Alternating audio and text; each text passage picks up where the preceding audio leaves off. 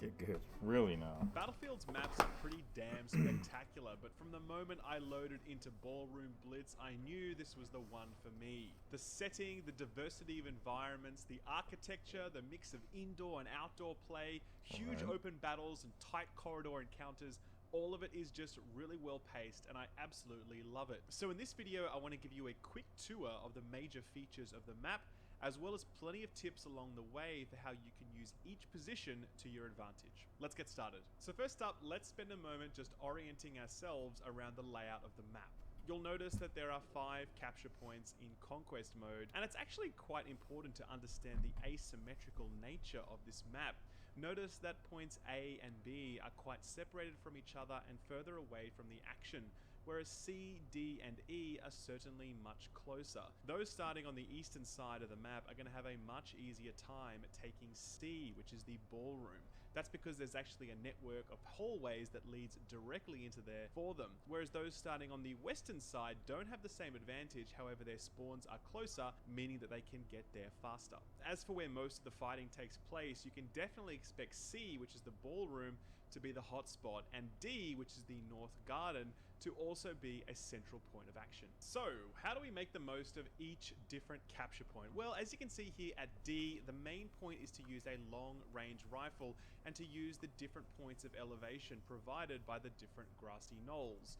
Here, there is not a lot of cover for you to use, so it's important that you stay on the move, stay down low when you need to. Be sure to check where the enemy is currently holding. If they're located down in the rail yard, you can definitely expect them to be coming up that hill and through that wall. But if they're holding the ballroom, then you can definitely expect them to be streaming through the main gate any second. Speaking of the rail yard, you really shouldn't be expecting to do too much fighting there. It's very close to the western spawn point and very often not a point of contention. If you do find yourself down there though, make sure you stay nice and high if you're coming from the ballroom side and try and snipe down that hill. And if you're on the western side, make sure you use the different buildings to your advantage. In particular, there's a really nice sniping spot at the top of the tallest building, so make the most of that one. Similar to the train yard, you really shouldn't be expecting to do much fighting at point A, which is the small township right near the eastern spawn.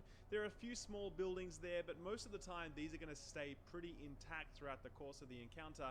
Maybe an enemy Chank decides to roll in just to mess things up, but it's pretty unlikely. Point B, or La Croix Fountain, is a spot where you can expect plenty of action indeed. The Western forces are very often going to try and push out from C into that space, so do hold it as much as you can if you're coming from that eastern side. The Eastern forces actually have a bit of an advantage here. You'll notice some points of elevation as the fountain continues to cascade down towards the ballroom spot. So make sure you hold that higher ground. This is a great spot for sniper rifles and for any long-range rifles like the medic class might use. The assault and the support classes are going to struggle a little bit here given the long-range nature of the encounters, but just make sure you use plenty of cover since there's plenty of artillery guns there that you can duck behind. And finally, the ballroom, point C, the major point of contention throughout the entirety of the map.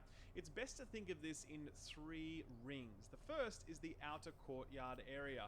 You're not going to see a lot of fighting here. Mainly people are just moving through that space in order to get to the actual ballroom. The inner courtyard surrounding the ballroom itself is where a good 60 to 70% of the overall map fighting is going to be taking place. You'll notice there's more than enough space for vehicles to navigate through here, and they'll do just that, so do be ready for plenty of tanks to roll on in at any moment. Take note of the various gun emplacements that are located around here. You'll see 1 field gun and 2 anti-air guns that are quite conveniently located. Having control of these can give you a huge advantage over both the infantry marching in and also the vehicles that are rolling on through, so do try and hold those as much as possible. One pro tip is that you can actually close the gates to the courtyards. That's for both the inner and outer courtyards. There's actually little switches on the right hand side that can only be closed and opened from the inside. Once they're closed, infantry cannot move through them unless they blow them up. Blow 'em up. Similarly, vehicles cannot drive through there unless they are able to blow it up. So if they're just driving a car or a passenger vehicle, they're not able to get through that. They are literally blocked out.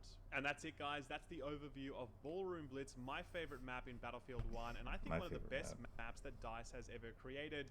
Like any other map, there are literally thousands upon thousands of little things that you'll learn as you dump hundreds of hours into this game. So enjoy that, and if you guys enjoyed this video, then be sure to check out my channel, which is Skill Up. You can see my logo right there on the screen. Thanks very much for watching, guys. Take care, and I'll see you on the battlefield. Bye-bye. I think it's gonna be the crafty raccoon.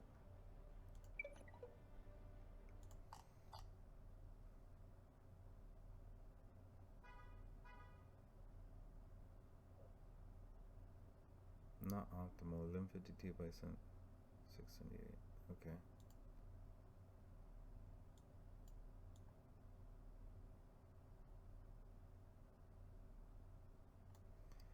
Not optimal.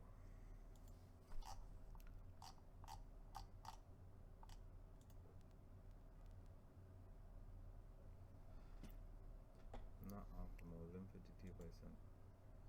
Oh, let's go ahead and make it optimal then.